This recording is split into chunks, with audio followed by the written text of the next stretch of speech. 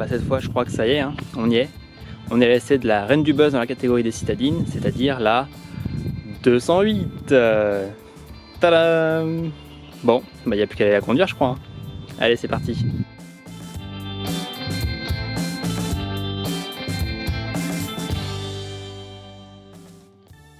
Alors au niveau du design de cette nouvelle 208, eh ben tout change, hein.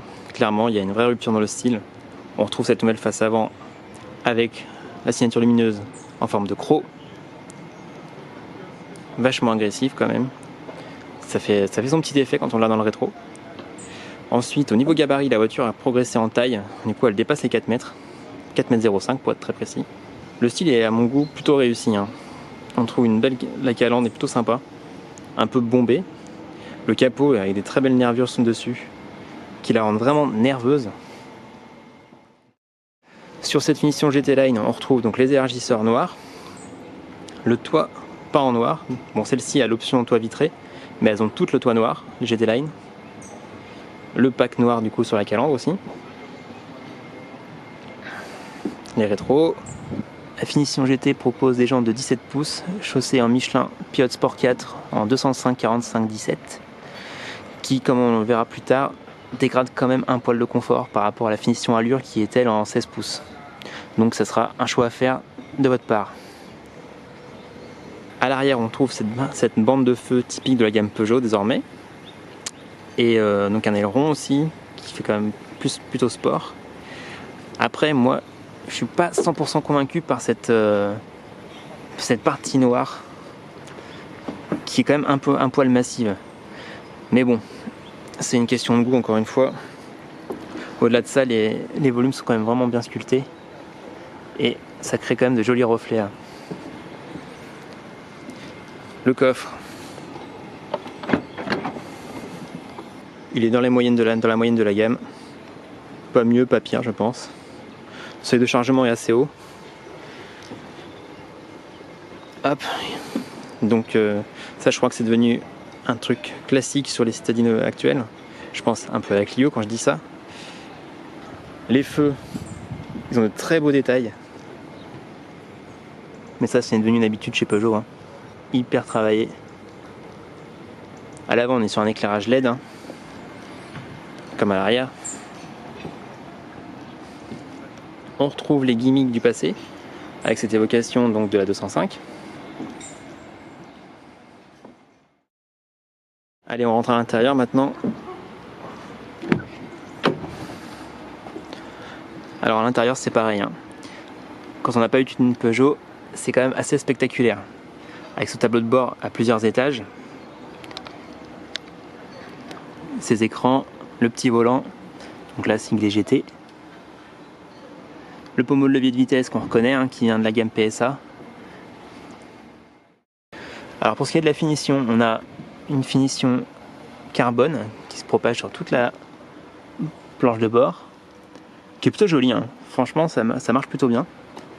Après on a beaucoup de cuir sur cette version GT Line, du cuir surpiqué ici, du cuir sur le tableau de bord avec les surpiqûres vertes.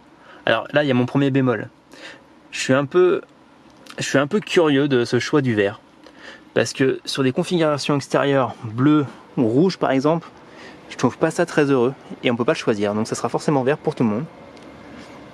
À voir.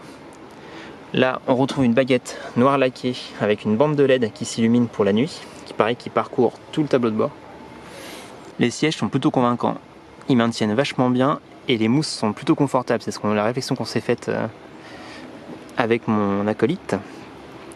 Et en plus ils sont plutôt jolis. Ça c'est ceux de la finition GT en tissu cuir, surpiqué vert encore une fois, comme sur le volant, le tableau de bord.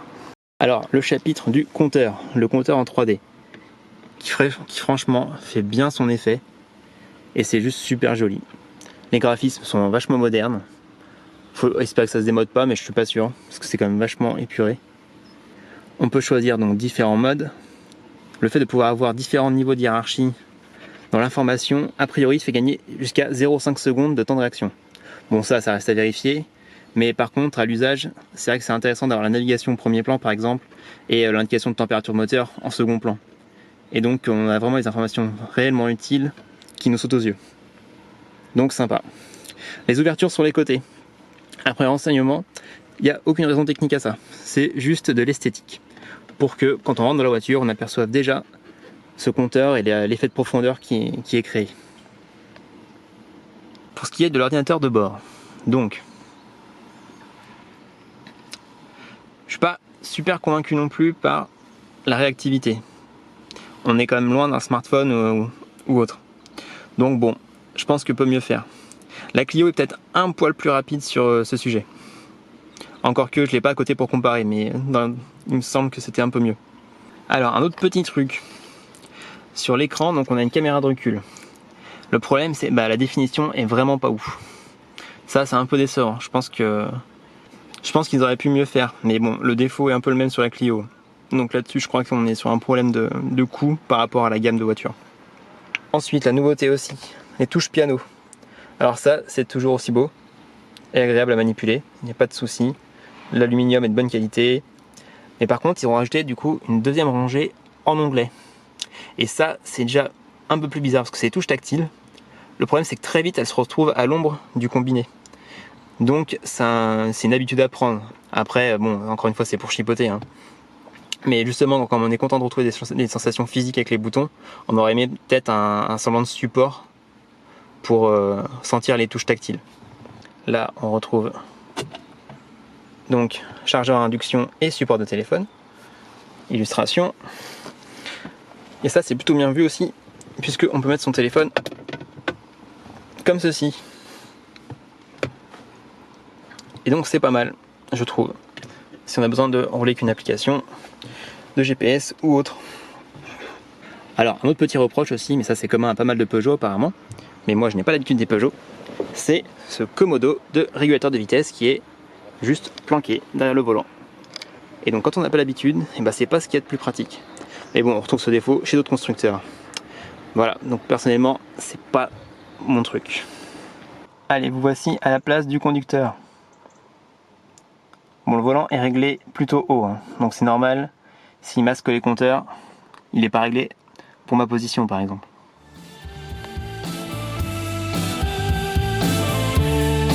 Passons désormais à la conduite. Donc il faut savoir que pour cet essai, on avait à disposition donc les versions essence, le diesel de 100 chevaux Blue HDI et la version électrique donc équivalent 136 chevaux, 50 kW. Dans cet essai, je ne vais pas épiloguer sur le diesel qui fait très bien le boulot, qui vous emmènera très loin en consommant très peu avec un bon couple à bas régime.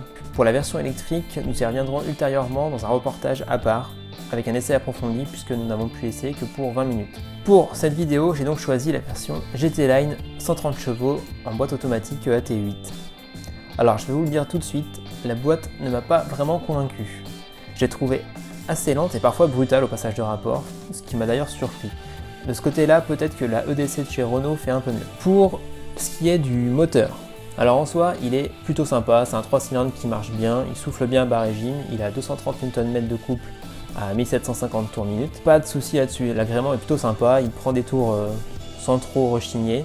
Bon, c'est pas un moteur de sport non plus, on va pas se le cacher, mais au quotidien, il sera plutôt agréable.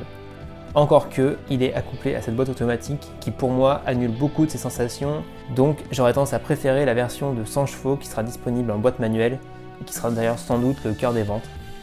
Pour ce qui est de la consommation, lors de cet essai, en rentrant à l'aéroport, j'ai pu enregistrer une consommation d'environ 7 litres au 100.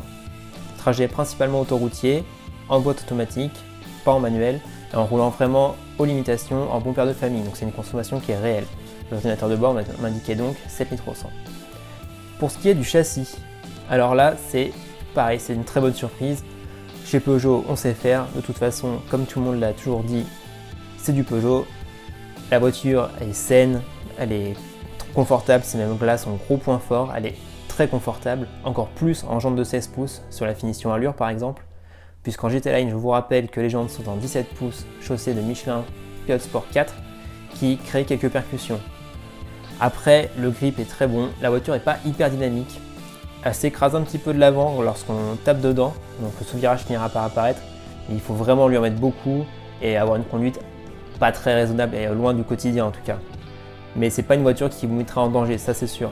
Après, moi je mets un petit bémol sur la direction que je trouve un peu molles. J'aurais aimé qu'elles soient un peu plus fermes, mais c'est le cas de beaucoup de citadines. Elles sont surtout faites pour être conduites en ville, pour manœuvrer facilement, et donc sur route, on aurait envie d'un peu plus de communication, de fermeté. Sinon, le tableau est quasiment parfait. Franchement, la voiture est hyper agréable à conduire. On peut traverser la France, je pense, sans aucun souci. Les sièges sont confortables, les mousses sont très bonnes. Plus les suspensions, et donc ces jantes de 16 pouces. Alors là, vous ne sentez quasiment plus l'aspérité de la route. C'est bluffant. Alors la conclusion de tout ça, est-ce qu'elle est bien cette 208? Bah oui, elle est bien. Honnêtement, elle n'a pas de vrais défauts. Enfin, à part les petites pinailleries que j'ai dit dans la vidéo, globalement, c'est une voiture qui est hyper agréable. Enfin, elle n'est pas très grosse, elle se manie très bien en ville, elle est confortable sur les longs trajets. C'est vraiment une réussite. Le style est fort, on aime ou on n'aime pas. Moi, j'ai bien aimé parce que j'aime les voitures qui sont un petit peu sportives dans l'aspect, et c'est un peu le cas sur la 208. Le match va être très rude avec la Clio, je pense, puisque la guerre des prix est entamée. Même si chez Peugeot, on nous assure que en LOA, les loyers sont équivalents à sa principale concurrente. Je vous laisserai faire les comparatifs en concession avec les options que vous prendrez. Mais il semblerait que la LOA lisse un petit peu les écarts de tarifs face à sa concurrente française. Et pour terminer cette vidéo, on va aborder un sujet qui est important sans doute pour beaucoup d'entre vous, c'est-à-dire la GTI. Donc déjà, la GTI, Peugeot nous l'a avoué, le projet a été abandonné il y a quelques mois en raison des nouvelles normes d'émission de CO2. Passé cette déception, j'ai pu creuser un petit peu l'histoire avec quelques membres de Peugeot qui étaient présents lors de ces essais, et j'ai obtenu un aveu comme quoi la 208 aura une déclinaison sportive qui sera du même acabit que sa grande sœur, la 508 Sport Engineered qu'on a vue à Genève et qui sortira sans doute fin d'année prochaine. Donc attendez-vous à voir apparaître une 208 Sport Engineered, sans doute assez puissant, basé sur la version électrique, j'imagine. Avec le centre de gravité abaissé de la version électrique, ça peut donner quelque chose d'assez sympathique. Donc on a hâte vivement que Peugeot nous présente ce concept, ou en tout cas nous annonce officiellement cette arrivée, qu'on puisse enfin retrouver des petites sportives comme on aime. Je vous dis à bientôt sur Automotive Press et bonne fin de journée ou bonne fin de soirée, à vous de voir. Allez, à bientôt, ciao.